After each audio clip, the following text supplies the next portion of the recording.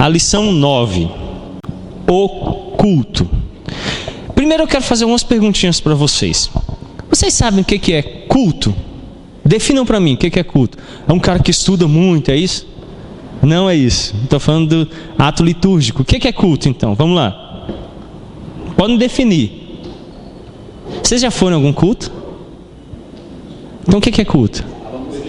Vocês estavam no culto agora. O que é? Prestar reverência. O que mais? Prestar reverência, adoração. Momento de instrução. Então eu vou fazer uma outra pergunta. O culto, ele acontece independente de mim? Ou ele depende de mim? Se não vier nenhum crente, tem culto?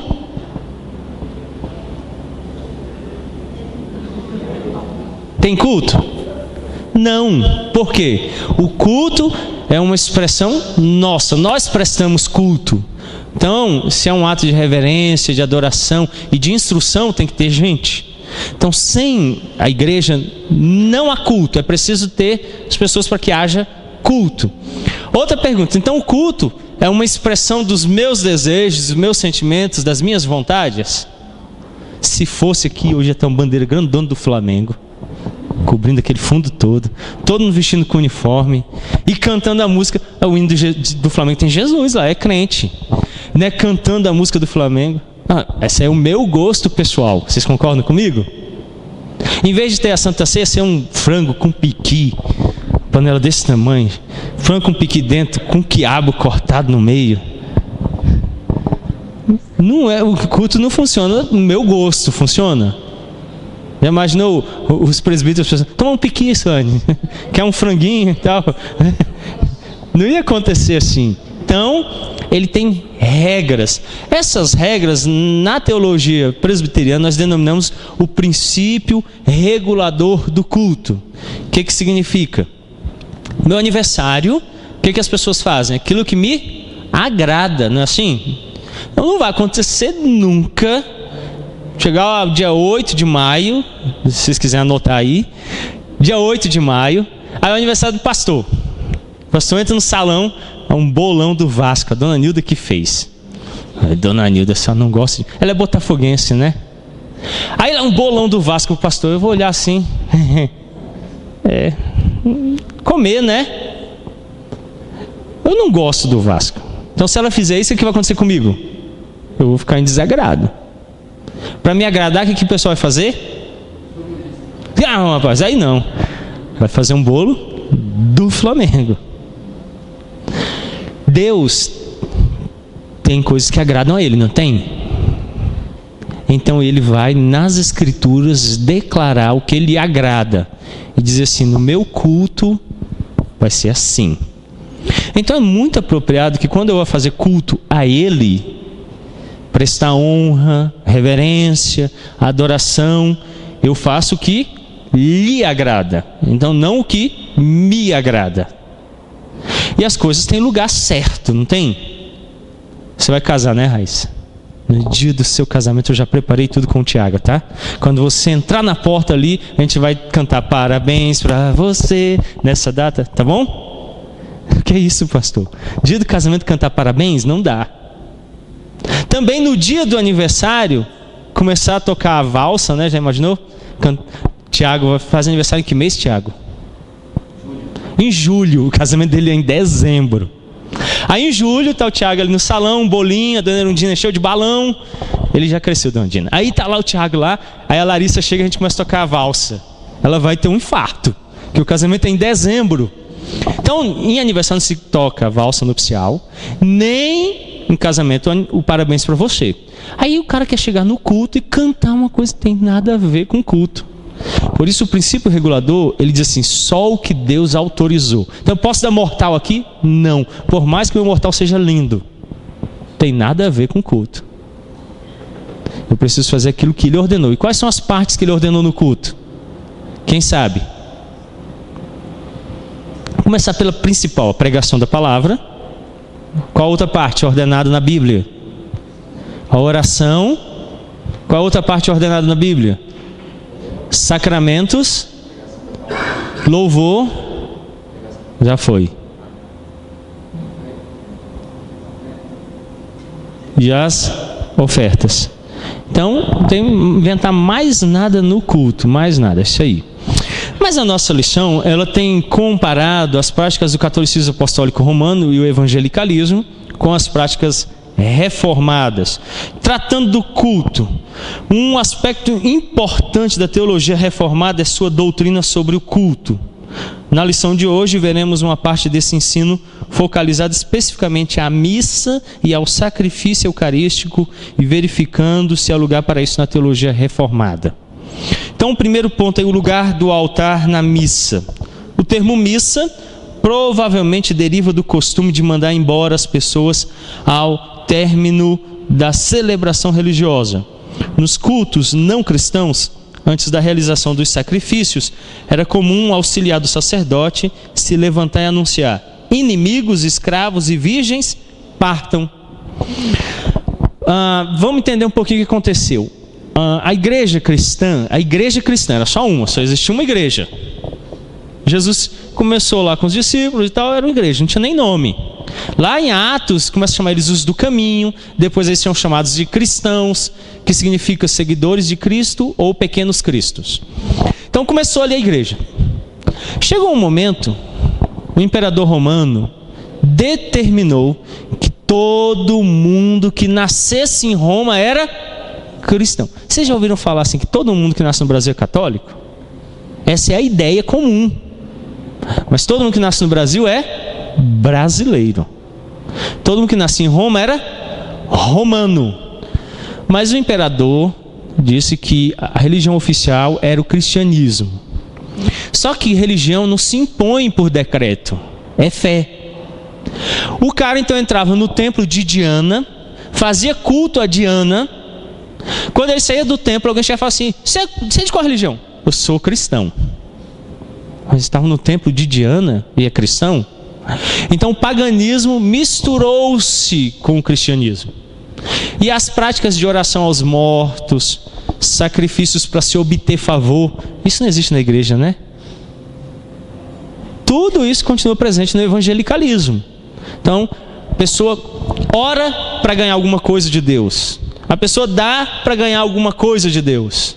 Isso é paganismo. No paganismo é que os cultos ocorrem para aplacar a ira de um Deus, para obter favores de um Deus na colheita, para obter chuva, para que as mulheres não sejam estéreis. Então eles faziam culto e com isso eles ganhavam favor. O cristianismo nunca funcionou assim. Antigo e Novo Testamento nunca há a ideia de que se fizer algo para Deus ganha alguma coisa. Deus não deve nada a ninguém. Tudo que Deus dá, Ele o dá por graça. Um favor imerecido. Então eu rendo a Ele culto, que é uma expressão de louvor, de gratidão, de adoração por quem Ele é. Por exemplo, Deus não se torna bom. Deus, Ele é bom, Ele é. Por exemplo, eu sou homem, não sou? Sou homem. Quando eu nasci homem, macho, do sexo masculino. Quando eu acordei hoje de manhã, eu precisei fazer alguma coisa para ser homem. Ou se, Silene, eu tive que chegar em você, Silene, eu sou homem. Aí você, então tá bom, agora eu estou acreditando. Tive que mostrar um documento para você, Bento. Eu nasci, então, portanto, quando eu acordei hoje, eu sou homem. Não preciso fazer nada. É constituição do meu ser.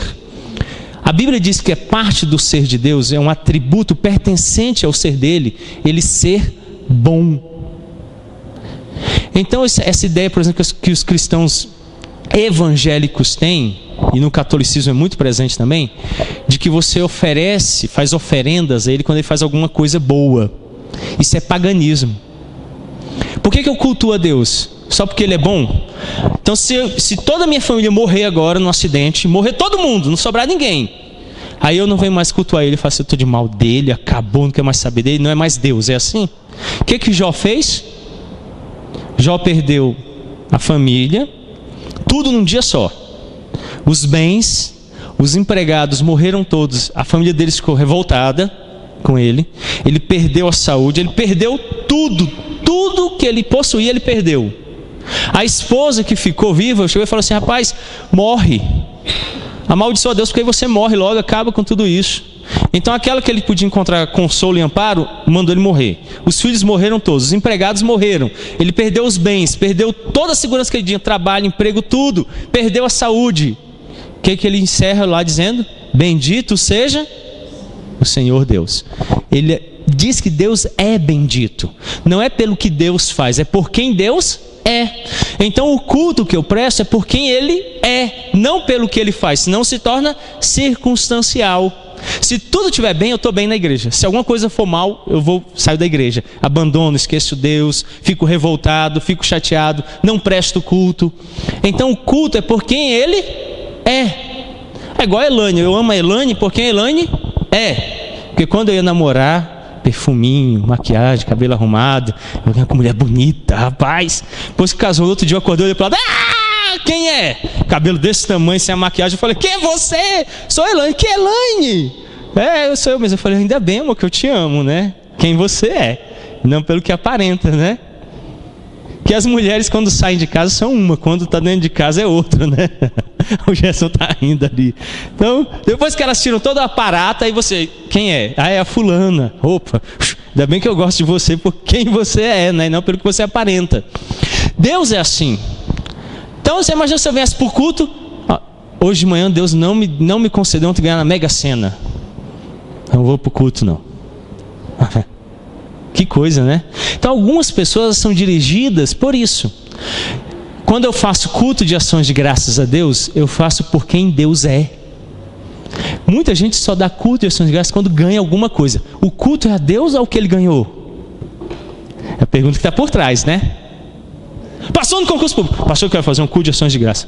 Ah, meu Deus, glória a Deus. Não, é porque eu passei no concurso público. Não tem nada a ver com Deus, né? Quando ele deveria estar dando a Deus por quem Deus é, todo momento. Então ele tinha que chegar aqui, culto de ações de graça a Deus. Quem falou? Não é nada, não, é por quem Deus é. Quero só glorificar o nome dele. Ah, meu irmão, isso é crente mesmo, hein? Mas a maioria está presa a essa ideia. Então, no culto pagão é assim que funciona. E aí no culto tinha essa prática. Quando ia começar os rituais de sacrifício, o sacerdote levantava e mandava embora esses grupos aqui: inimigos, escravos, virgens, partam, vão embora. Não há espaço para vocês. Os cristãos adotaram essa prática quando o cristianismo se tornou a religião oficial do Império Romano. Várias práticas de religiões não cristãs foram absorvidas por eles. Assim, quando o culto chegava ao fim, o diácono anunciava: Ite missa extra, vocês podem ir embora, ou vão é permitido. Então, no latim, a expressão significava: vão embora, ou vocês estão livres para irem. E ela foi sendo reduzida e ficou a palavra missa, que é o resumo de toda essa expressão que diz: podem ir agora, só aqueles que fazem parte vão permanecer no culto. E aí então no catolicismo os diáconos anunciavam: missa, vocês estão liberados. Agora só os... Foi uma das vezes que eu mais apanhei da minha avó materna, foi nessa vez. Fui para a missa com ela, dormi na casa dela, fui para a missa. E aí o padre chamou para entrar na fila, receber a hóstia, e lá fui eu, todo bonitão, filho de protestante. Aí chegou lá, ele deu, e eu cuspi na hora. O negócio grudou e não tinha gosto, era ruim. Aí eu era pequeno, então eu apanhei porque eu cuspi, apanhei porque eu entrei na fila, apanhei, nem sei por que motivo mais, mas eu apanhei pra caramba. Eu não entendia nada. Como é latim, missa, então se tivesse falado em português: quem não é aí batizado, não fez crisma, tá, pode ir embora. Aí eu teria ido embora, mas eu não sabia, né, falando latim, quem entende? Aí fiquei lá e participei. Minha avó puxava a orelha, batia: menino, você não pode, você é pagão, você nem foi batizado, você não sei o que, tá aí. Chicote vai, chicote vem. E eu apanhando de graça. Se tivesse explicado, então eu sempre explico no domingo: se você não é batizado, ou se não está em plena comunhão, você não pode participar mesmo do Senhor. Está avisado, não está? Claro, em português bem claro. Come quem quiser, porque eu avisei. Mas só como ele falou latim, não deu para entender. Então a palavra missa, portanto, está associada à ordem para que as pessoas saiam da igreja. Com o passar do tempo, foi sendo criada uma dupla missa, ou se preferir, uma missa dividida em 2 momentos marcadamente. Primeiro, os novos convertidos e uma outra para os cristãos mais maduros. Então ela acontecia em 2 momentos com o passar do tempo. A primeira parte da missa era aberta a todos. Podiam participar dela os cristãos mais antigos, os novos convertidos e os visitantes. Era a missa dos catecúmenos, ou dos novos convertidos. Eles eram mandados embora logo após a leitura da Escritura, antes da celebração da ceia, chamada de mistério da Eucaristia. Na segunda parte, só podiam permanecer as pessoas que já haviam sido batizadas. Então, a Igreja Católica criou essa distinção de 2 momentos. Primeiro momento, todo mundo, esse pessoal era dispensado, e aí ficavam os cristãos que já tinham sido batizados para o segundo momento. Perceba que a palavra missa está intimamente associada à ideia de realização de um sacrifício no qual só podem participar as pessoas que foram batizadas, o sacrifício eucarístico ou a celebração da ceia. Nesse sacrifício, segundo a teologia católica romana, o corpo de Cristo é verdadeiramente rasgado e seu sangue é verdadeiramente derramado em favor da igreja. Isso é, o sacrifício que Cristo realizou na cruz é repetido todas as vezes que a Eucaristia é celebrada.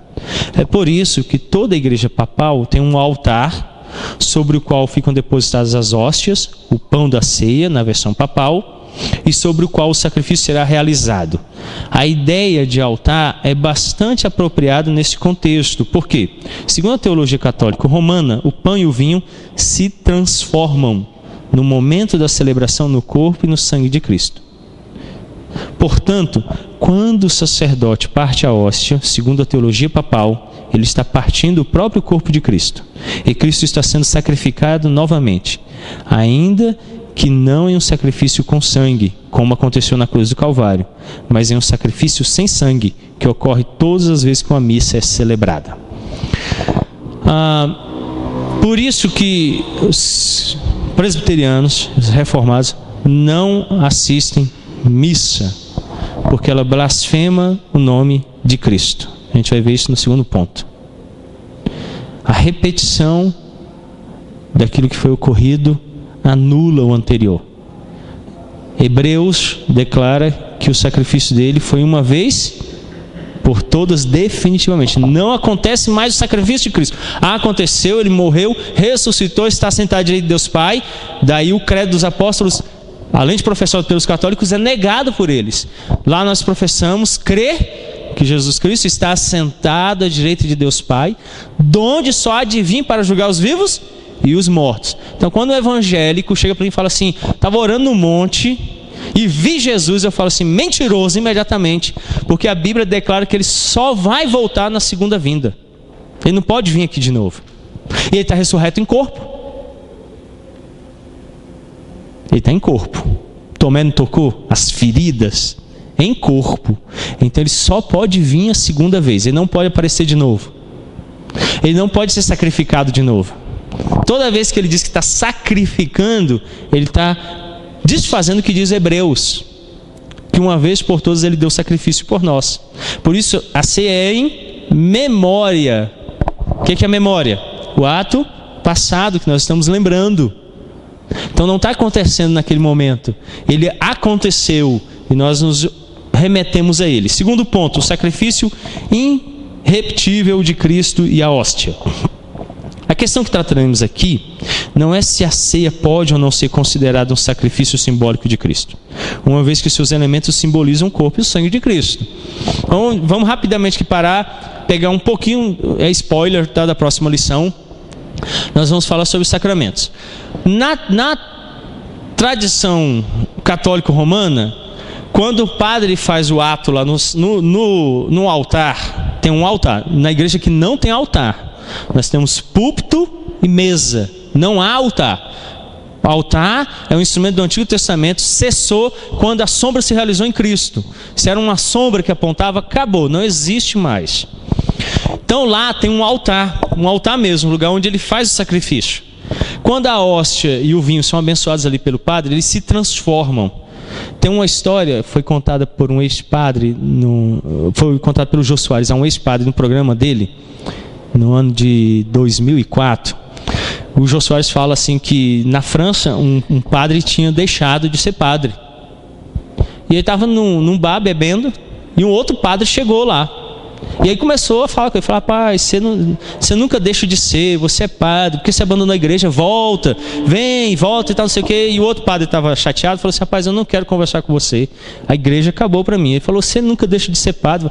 Aí falou: quer saber de uma coisa? Garçom, traz aí 3 copos de vinho. Aí o garçom trouxe, colocou no balcão. Aí ele orou, fez o sinal lá da cruz, os copos viraram o sangue de Cristo. Aí falou: agora pode servir para quem você quiser. Aí o padre lá corria e bebia tudo. Porque na teologia católica só o padre pode beber o vinho. Aí ele, mais 3. Aí fazia o sinal da cruz, orava, virava o vinho. Aí o padre lá e bebia tudo. No final o padre estava bêbado, caindo. E ele falou assim: agora estou indo embora, tchau. Porque ele não podia permitir que outra pessoa viesse e bebesse, porque ele tinha se transformado. Daí o imaginário popular que diz que se alguém morder a hóstia, o que acontece? Sai sangue. Porque é carne. É por isso que ela é adorada. Não tem a procissão aqui na esplanada, um padre vai levando uma hóstia na mão e o povo vai andando atrás, adorando, orando para ela, se ajoelha para ela, porque ali é um pedaço do próprio Cristo. Então chama-se transubstanciação, se transforma na outra substância. Pão vira carne e o vinho vira sangue. A teologia luterana ensina consubstanciação. O pão e o vinho não vão se transformar, mas está junto com eles o mesmo elemento. Nós, reformados, acreditamos que é um sinal, por isso ele não é a realidade, ele só aponta ela. E o próprio corpo e o sangue é dado à fé daquele que comunga, daquele que crê. Então o próprio corpo e o próprio sangue me é dado na fé, não nos elementos. É pão, pão, vinho, vinho. Eles não mudam. Uma das ocorrências que, quando era capelão da polícia militar, que nós pegamos, foi uma falsa profetisa lá no PSU. Ela transformava água em vinho. E uma senhora, que tinha ido para a igreja evangélica há pouco tempo, foi induzida por ela a dar todo o dinheiro que ela tinha. Numa expressão emocional, ela retornou a casa, voltou com todo o dinheiro que tinha e entregou. Quando chegou em casa, o marido fez ela cair em si. E aí ela arrependeu, aí voltou lá: eu quero meu dinheiro de volta. Mas não pode. E aí chamou, o marido dela chamou, a gente ia passando a viatura. Eu morava na Ceilândia, pastoreava a congregação na Ceilândia. Nós fomos. Quando chegou na casa da mulher, e ela: não, eu faço milagre e tal, transformo água em vinho. Por costume, toda vez que alguém é preso, a gente cheira a mão. Não estava usando entorpecentes. Eu cheirei a mão da mulher, cheiro de kisuke. Põe a mão na água. A água virou vinho. O sargento estava falando: tenente, virou vinho. Eu falei: fica tranquilo, cara, vamos. Como é que você faz isso? Me explica. Eu não acredito, pode me explicar. Ela pegava o pó, que a mulher usa, aquela esponjinha para maquiar o rosto. Eu esqueci o nome. Não, tem um que é uma esponja e bate assim, e ela pegava aquilo lá, misturava com kisuke. Vocês já viram o pó do kisuke natural? Ele é esbranquiçado. Ela misturava com a maquiagem e com a mão suada ela passava naquilo. Quando ela colocava a mão na água, o que acontecia com a água? O kisuke dissolvia e a água ficava vermelha e virava vinho. Ela foi presa por 2 estelionatos. O primeiro, fingindo milagres, enganando de bens. O segundo, que estava se apropriando dos bens alheios por causa da fé. Encadeia nela. Foi lá resolver com o delegado o problema dela. Então, é muito comum a gente ver o povo querendo essas. Eu fico pensando assim: rapaz, o cara tem a Bíblia todinha, cheia de milagre, e uma expressão final de Jesus dizendo assim: bem-aventurados que não viram, mas creram. A maior bem-aventurança é eu ler que o mar vermelho se abriu e crer nisso. Tolo é aquele que fala assim: eu só vou crer se o mar vermelho se abrir. Vai lá para o lago Paranoá, fica esperando o lago se abrir. Não é tolice? Então as pessoas são muito movidas por esse místico, esse lado místico. Tem que acontecer. Se não acontecer, eu não acredito. Dá uma de Tomé. Sim, Moisés.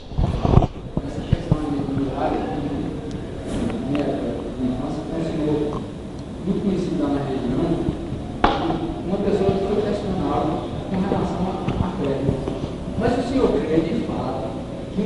peixe, engoliu Jonas. Meu filho, se estivesse na Bíblia, que ao invés de Jonas ter sido engolido por um grande peixe, foi Jonas que engoliu um grande peixe, eu ia crer nisso. Sim. A fé é essa ideia, mesmo que não seja aceitável, plausível, possível, mas eu crendo que Deus que registrou as Escrituras, eu acredito. A tolice é quando eu preciso de algo palpável, como Tomé, para acreditar na promessa. Se ele prometeu que ressuscitaria, ele teria que ter crido. Mas ele precisou tirar prova para crer. Então esse tirar prova é que coloca as pessoas em situações difíceis. E aí quando no catolicismo diz que eles se transformam, torna-se místico. Aí isso, por exemplo, ele é refletido nas igrejas pentecostais com a ideia de que quando acaba a ceia tem que pegar o pão, o vinho e enterrar no fundo da igreja, lá no quintal. Eu não entendo por quê. Pão é pão e o vinho é vinho.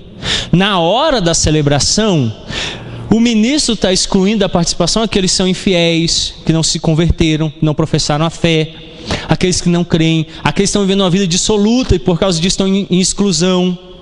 Mas os crentes como todos, pela fé estão recebendo. Passado aquele momento, ou antes dele, pão é pão e o vinho é vinho. Então a gente só não permite na hora porque ele não faz parte daquela celebração por fé. Então nós estamos anunciando a ele e a todos que estão olhando que só os verdadeiros crentes podem participar. Não é que o elemento possua poder em si. Então esse misticismo ele prejudica muito, porque o elemento toma o lugar de Deus. Então tem gente adorando o pão e adorando o vinho quando deveriam estar adorando Cristo. Essa ideia então do catolicismo, sim.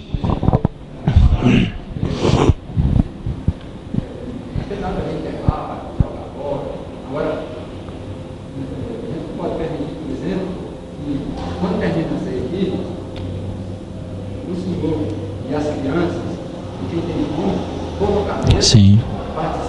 Pegue o professor do pão, porque tem muitas pessoas que não vão entender. Sim, sim. Eu vou falar mas tem que ter. Quando a gente acolhe tudo da família, a igreja que nos recebeu, depois que terminou o teve a ceia, toda a família, depois que terminou o pastor se reuniu com as crianças na mesa, e fez isso. Tá certo? Tem que ter o princípio regular. Sim. Por isso que quando termina, os diáconos devem fazer retirada imediata, para não permitir qualquer situação nessa direção. Alguém que torne místico ou alguém que banalize. Então, ao retirar, eles desfazem esse momento de culto. E aí desassocia com a ideia do culto. Aí já não tem problema. Bom, de acordo com a teologia católica romana, embora Cristo tenha sido oferecido ao Pai na cruz como sacrifício pelos pecados de todos aqueles que crescem nele para a sua salvação, seu sacerdócio não devia se extinguir com a sua morte, mas devia ter continuidade perpétua na igreja, por meio de sacerdotes na nova aliança. Por isso, na última ceia, ele instituiu um novo sacrifício, mediante o qual o seu sacrifício na cruz fosse não apenas representado, mas repetido todas as vezes que fosse realizado. Sendo sacerdote segundo a ordem de Melquisedeque, ele ofereceu a Deus seu próprio corpo e sangue sobre os elementos pão e vinho, e ordenou aos apóstolos, agora transformados em sacerdotes, que dessem continuidade a esse sacrifício ao ordenar fazer isto em memória de mim. A outra coisa que nós rejeitamos é essa ideia de sacerdote. Eu não sou sacerdote. O sacerdote era uma figura do Antigo Testamento que intermediava entre o povo e Deus. Ele prefigurava Cristo, ele apontava Cristo. Era uma figura que apontava a obra de Cristo. O Antigo Testamento, ele todo olha para o futuro. O que Cristo realizaria ou seria. Da vinda da morte de Cristo em diante, nós olhamos para o passado. O que Cristo fez e é. Então mudou a forma de olhar. Eles olhavam aguardando e nós olhamos cumprido, cumpriu-se. Para nós, todas as figuras que existiam se cumpriram. Páscoa, Cristo é minha Páscoa. O que Paulo diz? Ele é o nosso Cordeiro Pascual. Eu não preciso mais fazer os rituais do Antigo Testamento. Todos os rituais que apresentavam, apontavam a obra dele, se cumpriram nele. Então eu não preciso mais. Por exemplo, o Antigo Testamento, pecado, ele tinha que ser tratado de forma muito dura para ser extirpado do meio da igreja. Então pegou uma pessoa em adultério, apedreja, mata, elimina o mal do meio de vocês. Vem o Novo Testamento. Acabou o apedrejamento? Não, continua valendo hoje. Só que a gente não cumpre mais. Por quê? Quem cumpriu? Cristo. Lembra da mulher que foi pegar em adultério? Quem nunca pecou atira a primeira pedra. Quem atirou? E ela foi apedrejada? Sim, em Cristo. Então ele olha para ela e diz assim: mulher, vai, teu pecado está perdoado, não peques mais. Quando ele morre na cruz, ele morre porque ele pecou? Não, ele morre por causa dos nossos pecados. Ele morreu pela mulher que adulterou. Então, em vez dela morrer apedrejada, ele morreu por ela. Então, em vez de morrer hoje ele morre por mim. Toda vez que o pecado precisa ser extirpado com morte, ele morre por mim. Então continua tendo morte, só que nós não efetuamos mais, porque ele morreu, então acabou. Lá precisava apontar essa realidade. Então tinham os sacrifícios, tinham as oblações, tinham todas as práticas, incluindo o sacerdote. Hoje acabou. Então a oração do pastor não é mais forte, meu querido. Então geralmente eu destruo isso quando a pessoa diz: pastor, ora aqui por mim. Gerson, ora aqui, Gerson. Eu peço para o Gerson orar. A pessoa: você vai orar em nome do Pai, do Filho e do Espírito Santo, a Jesus Cristo?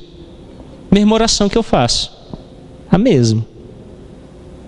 Então qual a distinção que há entre ele e mim, se a gente ora no nome do mesmo Cristo, com auxílio do mesmo Espírito Santo?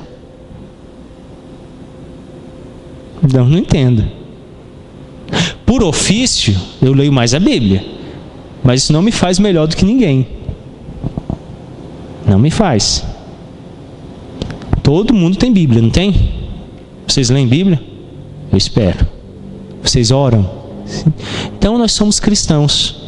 O exercício do ofício me coloca aqui pregando.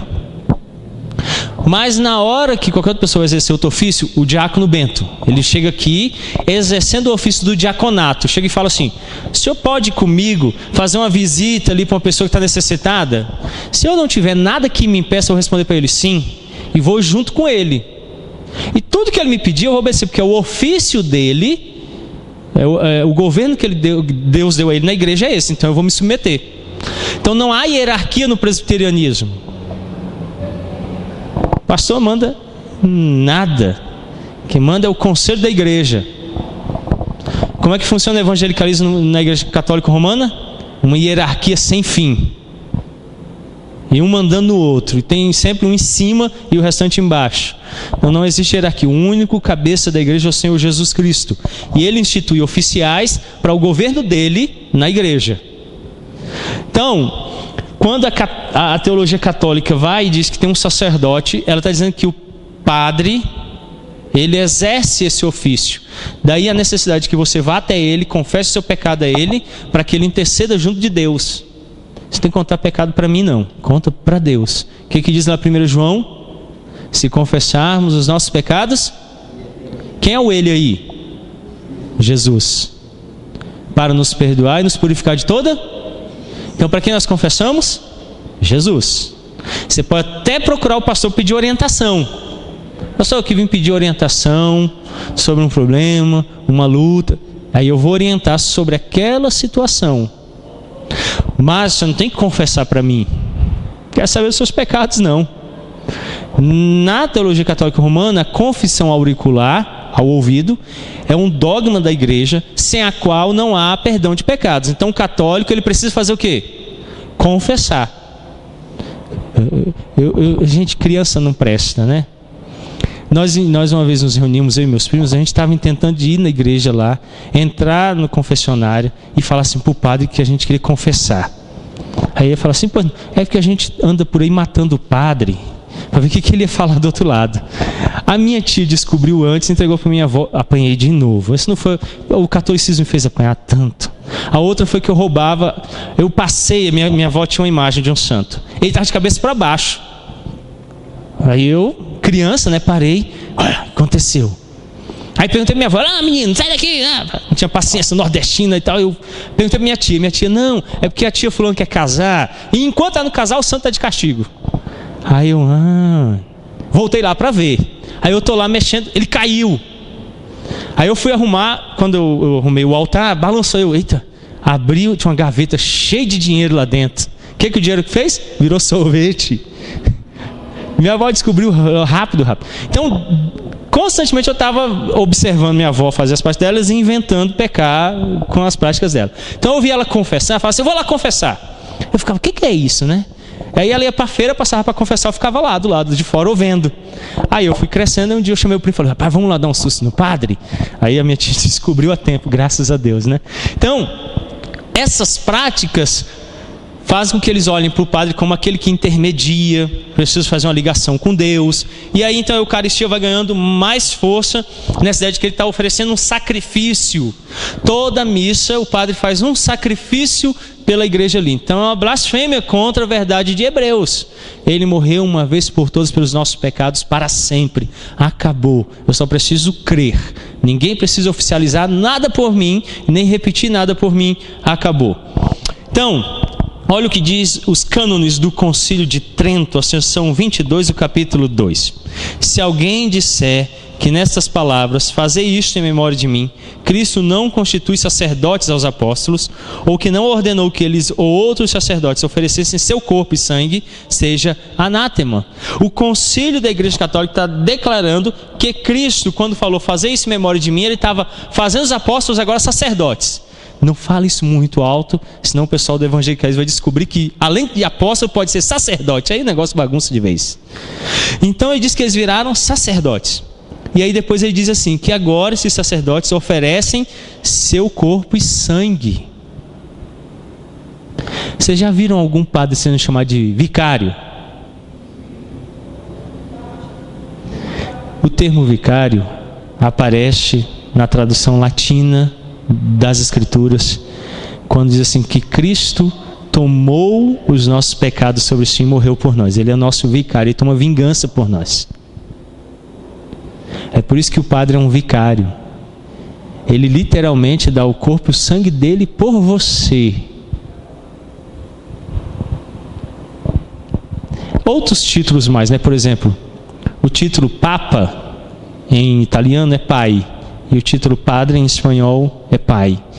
O termo título Pai em toda a Escritura só é utilizado teologicamente para Deus. Ninguém mais usa esse título, só Deus. Eles estão tomando o título que é próprio de Deus e assumindo para eles. Para eles. Então, essa ideia central de que o sacerdote é que está oferecendo. Então ele recebe os seus pecados, ele dá perdão, ele oferece sacrifício por você. O sacerdote, o padre, ele assume essa figura central. Sem ele, não há missa. Vocês já viram missa sem padre? Dona Nilda foi católico, não é, Dona Nilda? Você já viu alguma missa sem padre? Vocês já viram culto sem pastor? Domingo passado, retrasado, né? O presbítero já não pregou? Então, pastor, você é dispensável sim. No catolicismo não pode ter sem o sacerdote, porque o sacerdote precisa fazer o sacrifício, senão não tem missa. Daí a figura dele ser central e importante, porque sem ele não vai acontecer a realização desse ato. A teologia reformada, por sua vez, não reconhece na Igreja de Cristo nenhum sacrifício de Cristo, a não ser o que foi realizado na cruz, de uma vez por todas, completo, perfeito, irrepetível. E por isso rejeita o sacrifício da missa, crendo que ele é diametralmente oposto ao ensino das Escrituras. A razão para adotar essa postura são as seguintes. Primeiro, a Escritura nada diz sobre isso. Não há como negar que o sacrifício eucarístico ocupe um lugar fundamental na fé romana, sendo responsável pela propiciação e pelo perdão dos pecados dos fiéis lá. Mas a Bíblia não fala nada sobre isso, que tem que ser oferecido um sacrifício em culto para que haja perdão de pecados. Segundo, com base na instituição da ceia. A segunda razão é extraída no próprio momento da instituição da ceia do Senhor, Mateus 26, 26 a 30. Cristo, na instituição da ceia, não está em um altar prestes a ser sacrificado, mas sentado à mesa, santificando o pão e o vinho com a sua bênção. Então, a gente tem que entender que Jesus usou muitas figuras. Por exemplo, vocês já ouviram falar lá do cego que foi curado pelo lodo que Jesus fez com cuspe? Já ouviram essa história? Então vem um cego de nascença, ele nasceu cego, nunca viu. Aí vem, chega lá Jesus, pega, cospe na terra, faz lama, passa no olho dele, manda ir para o poço se lavar. Busca na internet depois a igreja pentecostal do Santo Cuspe Ungido de Jesus, Rio Grande do Sul. A cena que eu vi é esdrúxula, o pessoal em fila e o pastor na frente, vem, está curado no nome de Jesus, aí cospe onde você, está doendo aqui, ele cospe, está doendo o olho, pá, né? Se tiver gripado então, vai ficar verde da cor do banco. Porque ele leu esse texto. Eu leio esse texto e não consigo ver nele a autorização para cuspir em ninguém. Vamos entender o texto. Jesus antes estava discutindo com os fariseus, que eram os religiosos da época. Aí o fariseu lá discutindo com ele disse: vocês são cegos 2 vezes e guiam outros cegos para o buraco. Para ilustrar isso, vem um cego de nascença e Jesus fala: aqui a oportunidade ideal. Chama o cego de nascença, passa lama no olho. Já entrou terra no olho de vocês brincando com o irmão, jogou terra no outro? Aí entra no olho e você não consegue ver nada. Se ele já era cego e agora tem outra situação imposta que o cega mais, ele é 2 vezes cego. Jesus ilustra o que anteriormente tinha acontecido. Mas porque o cego é obediente a Jesus, não foi a lama que curou, foi a obediência. Ele fala assim: vai e se lave. E diz que ele imediatamente foi e se lavou, porque ele creu no que Jesus falou, que se ele fizesse seria curado. Ele crê em Jesus, não é na água, não é a lama, nada disso, não foi o cuspe, foi a fé em Cristo e a obediência a Cristo. Aí ele é curado. Jesus então chama no final os fariseus e diz assim: vejam como ele era cego de nascença e se tornou cego por imposição, e ele foi curado de toda cegueira, vocês também podem ser curados. Mensagem cristã, tá aí. Então não tem que cuspir em ninguém, tá? Prega o evangelho que Cristo liberta.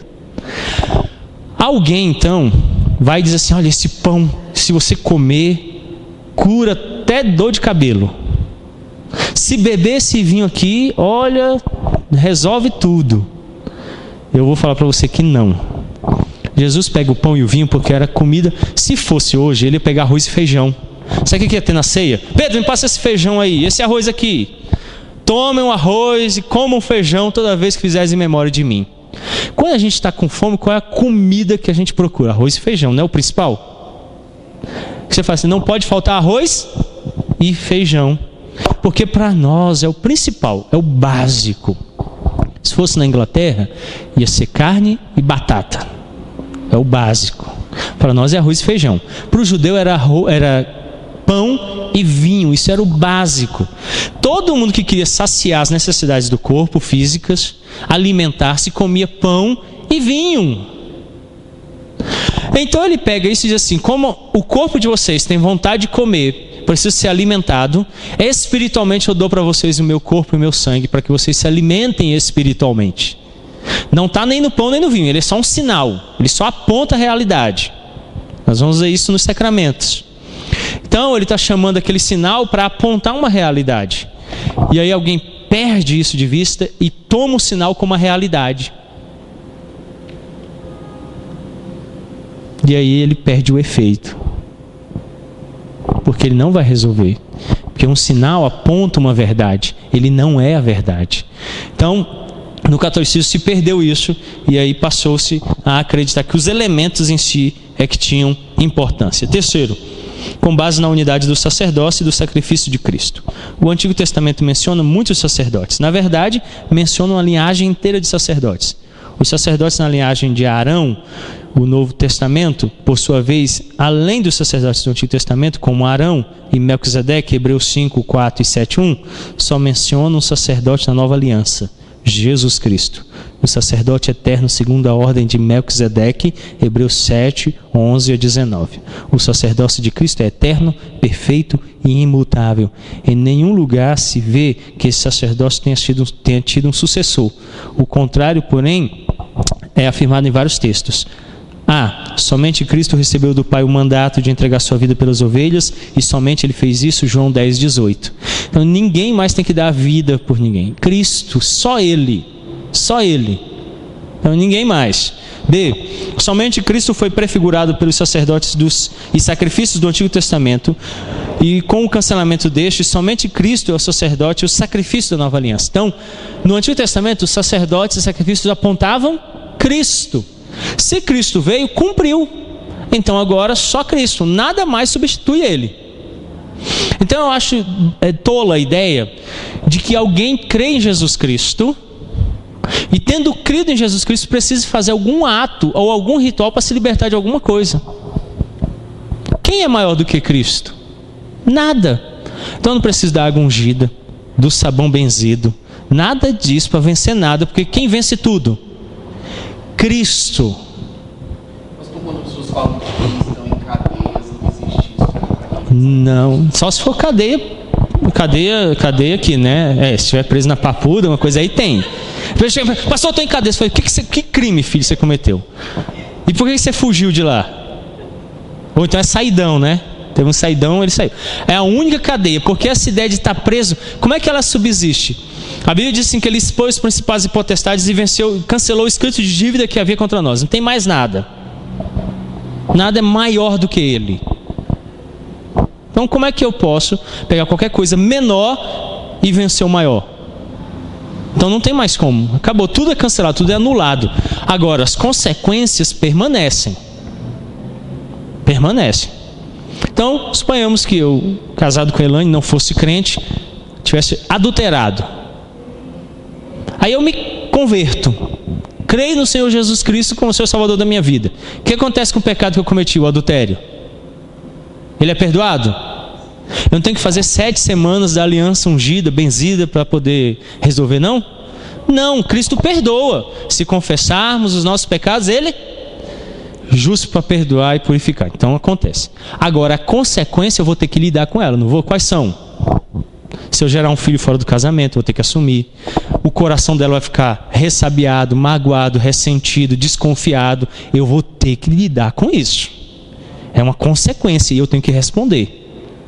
O pecado é perdoado, mas a consequência permanece. Então as pessoas confundem consequência com essa ideia. E falam assim, eu estou em cadeias porque eu tenho um negócio. Filho, resolva os seus problemas.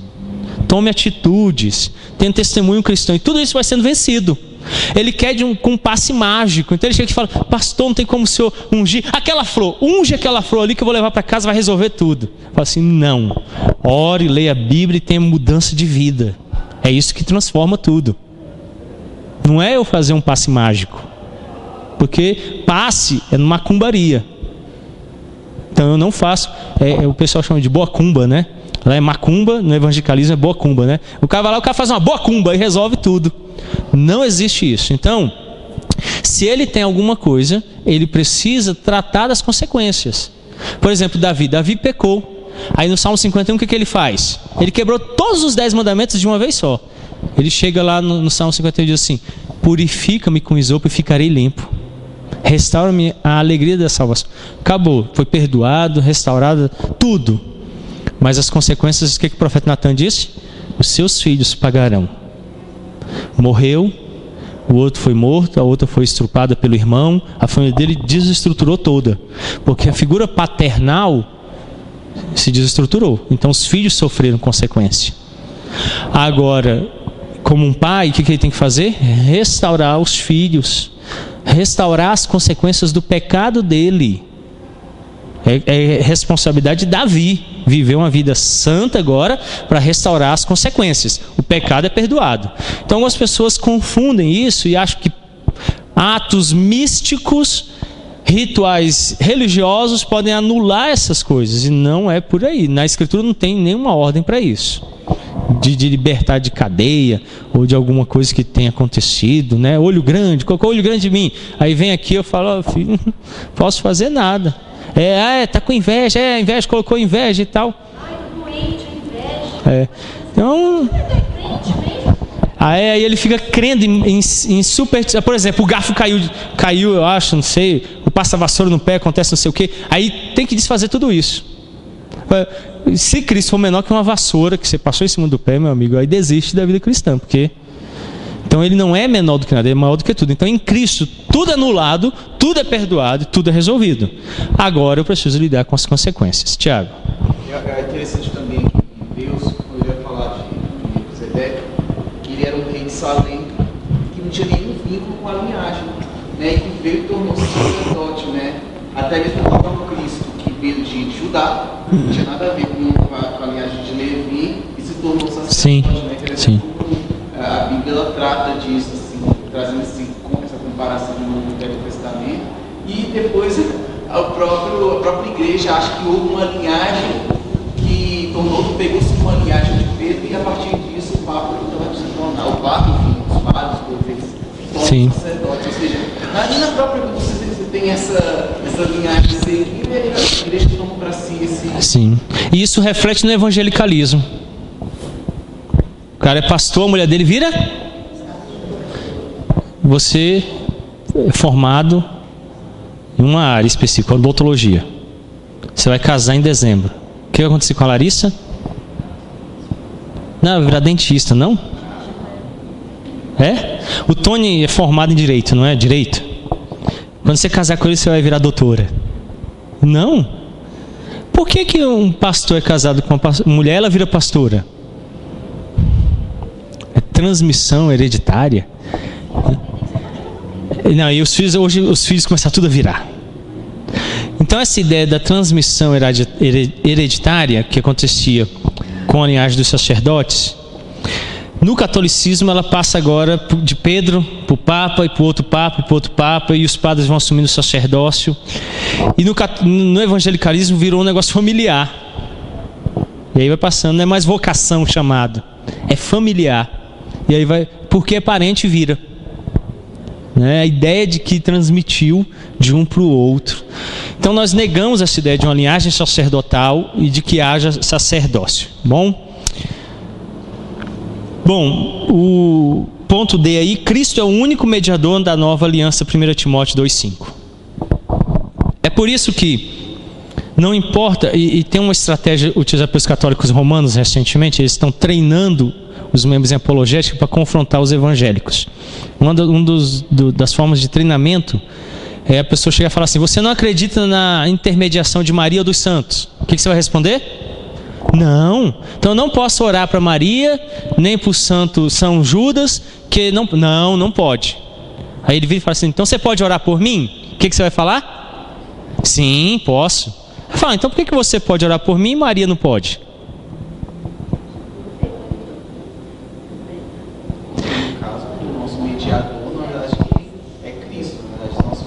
Eu não sou mediador. Cristo é o mediador e a gente não ora em nome dele. A gente ora no nome dele.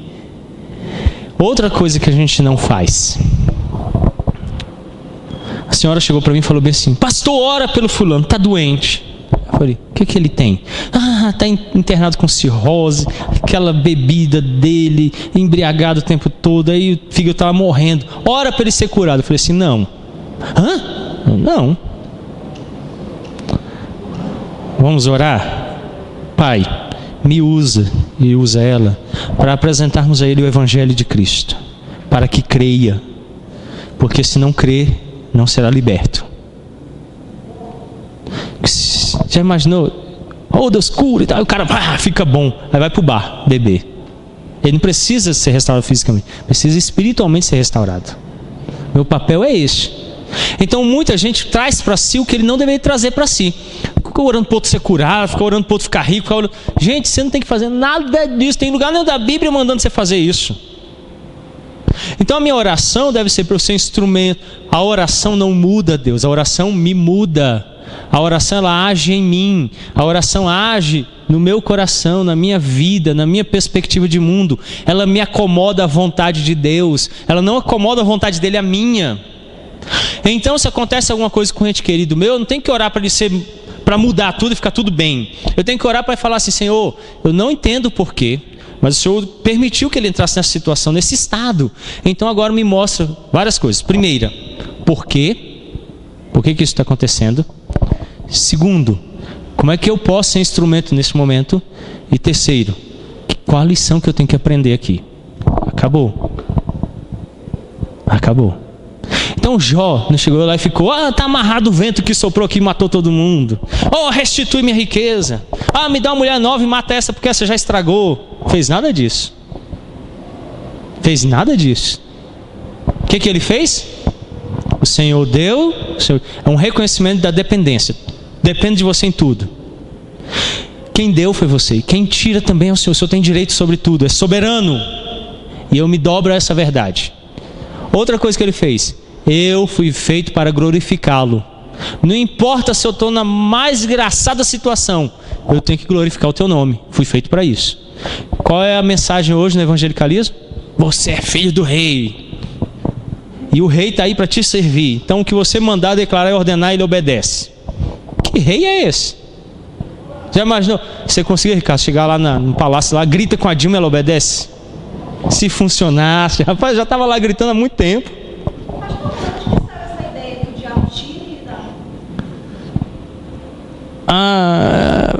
Popular, né? A ideia é popular. Não. No catolicismo, a imagem do diabo ela é muito oculta, né? Pouco presente. Não tem uma teologia muito direta sobre Satanás no catolicismo. É que eu acho interessante sempre você vai conversar com a pessoa que é pentecostal. Eu acho que ele se perdeu muito essa coisa também, né? O diabo ele anda tão presente.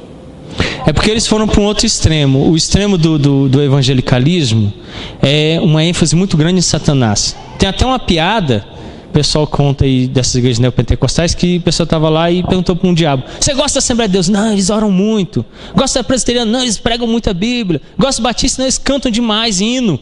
E da Universal? Lá eu gosto, eles deixam até eu falar no microfone. É a única igreja que ele dá testemunho. O pastor chega e fala assim: conta aí como é que você desgastou a vida dela. Aí o demônio: a mãe de santo mandou entrar na vida dela. Aí dá testemunho, o pessoal: aleluia, glória a Deus. Eu fico olhando e falo: eu não entendo, né? Por que ele está dando testemunho? E o pessoal ainda gritando e tal. E uma mulher no primeiro banco assim, com fé, falando: é isso aí mesmo. Gente, né? O contrário, né? A última que teve foi o diabo falando mal da Mundial do Poder. Tem, agora tem um fazendo propaganda contra o outro. Porque como ele está perdendo fiéis para o Mundial do Poder de Deus, aí foi a mulher falar que o Valdomiro é do diabo, que lá ele tá com... Tipo assim, ele montou o circo para falar. Gente, olha, olha como chegou. Várias vezes eu participei de ocorrências onde policiais militares foram presos e estavam fazendo serviço de segurança privado. Estava para a Universal. Aí, prestando depoimento lá, ele falava assim: não, porque a gente tem que ir lá buscar o pessoal lá no recanto, no ônibus, leva lá para o centro da Taguatinga. Aí eles reúnem lá com o pastor e o pastor fala o que eles têm que fazer, aí dá o dinheiro para eles. Então a gente leva uma mala com 50 mil reais. Aí cada um ganha 100 reais. Então vem 2, 3 ônibus, vai para o plano, vai para Taguatinga. Aí chega lá, ele paga, todo mundo fala assim: você vai cair, você fala isso, você conta aquilo. Ele vai pagando. E aí acontece agora isso, né? De onde? Eu estou vindo de lá não resolve, Valdomiro, hora não retira não. Aqui tira. Aí faz propaganda da igreja. Eu fico assim, gente, eu falei, o negócio ficou tão esdrúxulo, mas tão esdrúxulo que a gente faz é rir. E o catolicismo então vai nessa direção aqui. Quarto, com base na perfeição do sacrifício de Cristo na cruz. De acordo com a Escritura, Cristo não se oferece muitas vezes, mas se manifestou de uma vez por todas. Hebreus 9, 23 a 28. Vamos ler esse texto, ele é importantíssimo. Abra lá em Hebreus 9. O capítulo 9. Só fazer a leitura do verso 23 ao 28.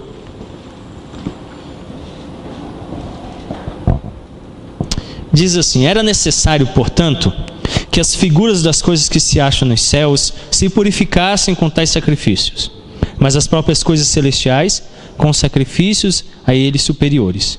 Porque Cristo não entrou em santuário feito por mãos, figura do verdadeiro, porém no mesmo céu, para comparecer agora por nós diante de Deus.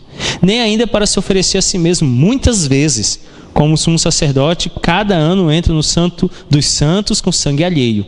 Ora, nesse caso, seria necessário que ele tivesse sofrido muitas vezes desde a fundação do mundo.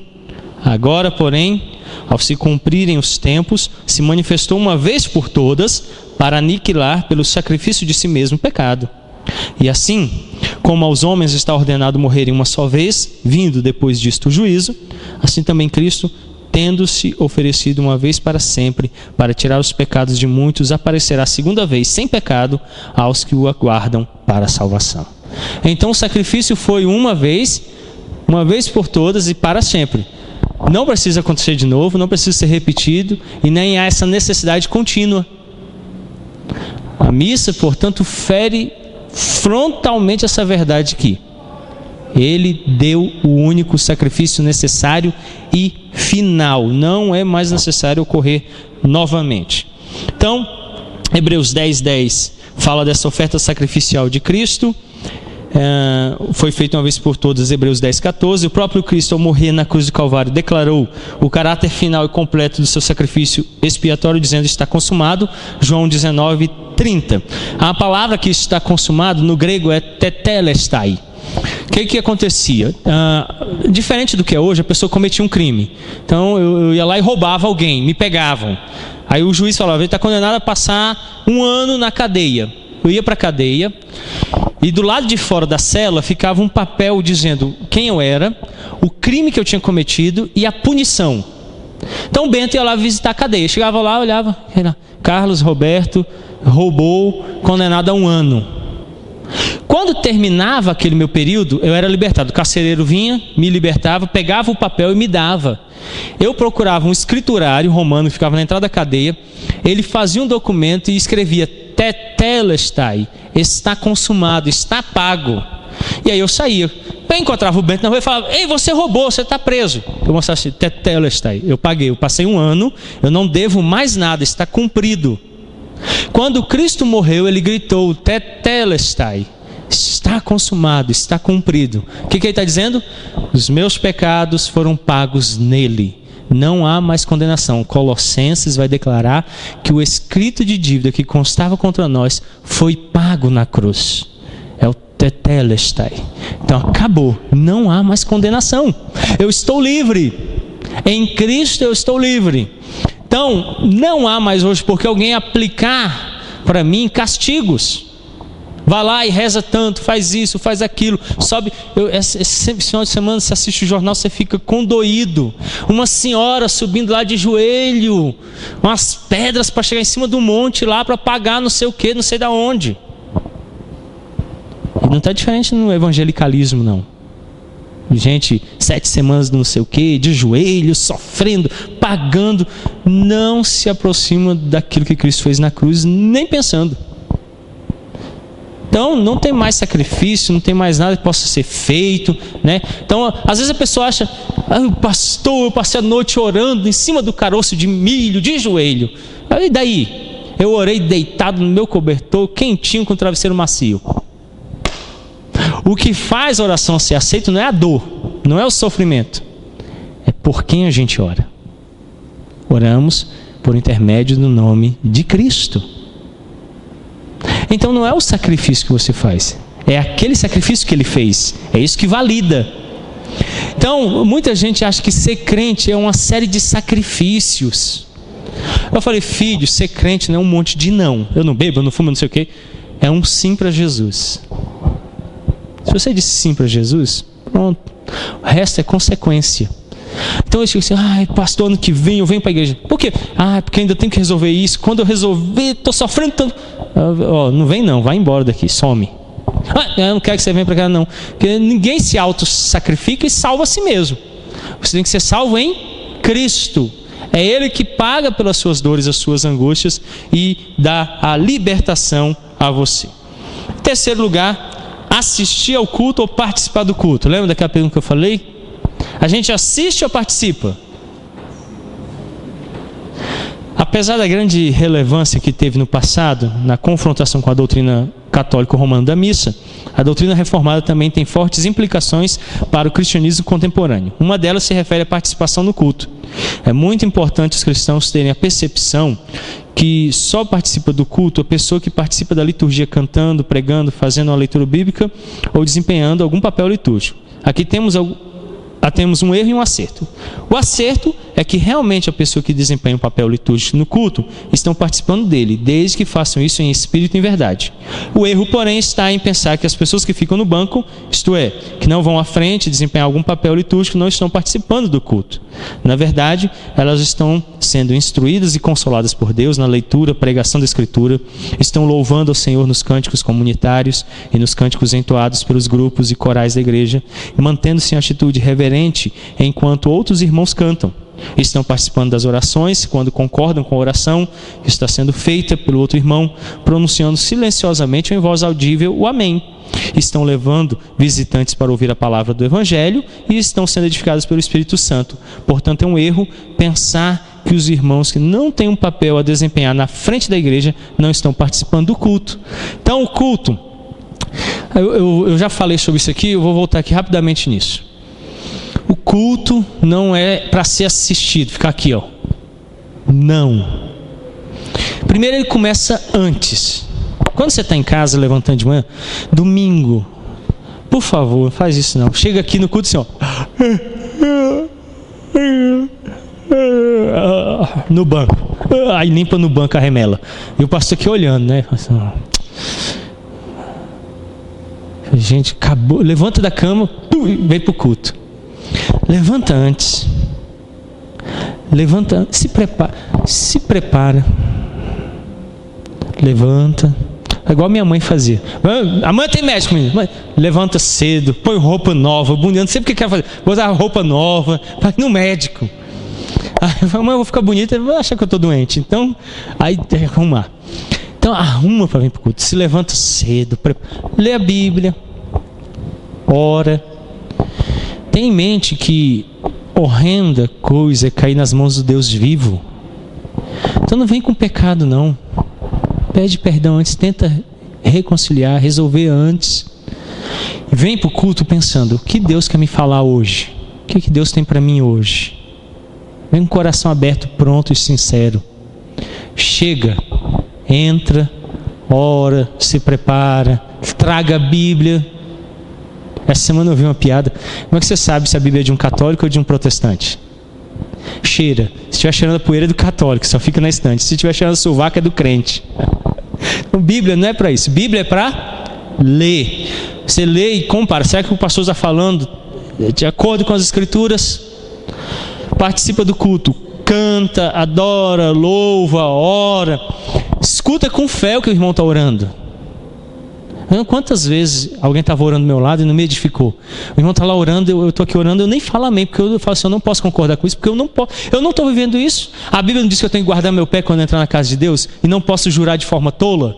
Então, coloca o cântico lá, eu leio e falo assim, eu nem posso declarar aquilo porque eu não vivo. Aí aqui canta, eu vou dar toda a minha vida para Deus. Aí você olha e fala assim, o cara não está dando nem 1%. Aí canta que está dando, mentiroso.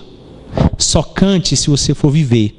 Só declare se você for viver. Se tiver disposição no coração, medita, pense no que você está dizendo diante de... O culto não é diante de Deus? O culto não começa invocando a presença dEle? Como é que eu vou declarar alguma coisa dEle se isso é mentira? Já imaginou se eu chego na Ana Paula e falo assim, Ana Paula, tem um presente para você. O que você vai fazer? Toda vez que encontrar comigo, cadê o presente? Poxa, ele falou que tinha um presente. Ô Gerson, pergunta para ele. Gerson, eu não. Vai você. Ela não, mas e agora? Tem ou não tem? Aí o tempo vai passando e ela vai ficar assim. Nossa, ele é um mentiroso. Falou que tinha um presente, nunca me entregou. Vira frustração. Então muito crente assim, chega aqui e fala tanta coisa, não faz nada. Com o tempo você fica até frustrado. Então, se você vai declarar, cumpra, viva, realize. Ore com fé, leia a Bíblia com fé. Leia com fé. Crendo no sermão, anota, reconsidera, transforme-se por aquela verdade. E aí quando for embora para casa, vá meditando, Senhor, o Senhor me falou. Agora como eu preciso viver isso? De que maneira eu preciso viver isso? Que atitudes práticas eu preciso tomar? Não é amanhã não, é hoje. Então o culto, ele se expande, ele ganha significado. Senão você vem todo domingo, sabe quanto... Até 10 anos você continua. Depois de 10 anos você sai fora da igreja. Então você consegue vir um tempão. fica assistindo, senta, escuta, olha, observa, às vezes até participa de uma coisinha aqui ou outra ali, mas não dura, porque o verdadeiro crente está sendo transformado todo culto. Cada culto ele cresce, cada culto ele se transforma. Então o culto tem um significado, mas tão forte na vida dele que faltar um culto para ele significa diminuir um pouquinho na fé. Agora, quem só assiste, dá para assistir até pela internet, está sendo gravado sermões. Manda uma proposta para gravar os cânticos e tudo, você assiste em casa, deitado na cama, liga o computador do lado e fica lá assistindo. É só para assistir? Assiste na televisão. Agora, se você quer ter vida cristã, é participação e envolvimento. Bom? Alguma pergunta, alguma colocação sobre o que nós vimos? Como diz lá no quartel, vocês estão sabendo de tudo ou de nada, né? Vamos orar? Lembrando que hoje à noite nós temos sacramentos do batismo, da Santa Ceia. Temos vir preparados para a nossa participação neles. Vamos orar? Bondoso Pai, cheio de misericórdia e graça, obrigado porque o Senhor nos permite ter uma compreensão correta do que seja o culto. Nos ajuda, ó Deus grandioso, a vivermos a Tua vontade através das Escrituras Sagradas, aonde o Senhor nos revelou a mesma, para que essa vontade seja explícita nas nossas vidas, que o nosso culto seja autêntico. Nos liberta, ó Deus, de práticas que outrora a igreja se envolveu e que hoje a igreja de nossos dias tem se envolvido. Colocar o homem no lugar de Deus, exaltar os rituais e práticas no lugar de Cristo.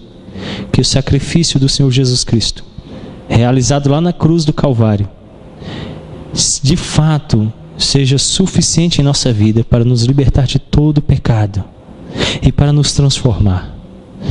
Nós não precisamos de nada novo. O que nós precisamos é crer no Senhor Jesus Cristo como ressurreto em nossas vidas. Dar-nos esta graça, nos dirige no dia de hoje, em nossos exercícios espirituais, na visitação uns aos outros, na caridade cristã, nas orações, na leitura da palavra e logo mais à noite no culto público, quando nos reuniremos à Tua presença. É o que nós rogamos em o nome santo de Cristo Jesus. Amém. Deus os abençoe.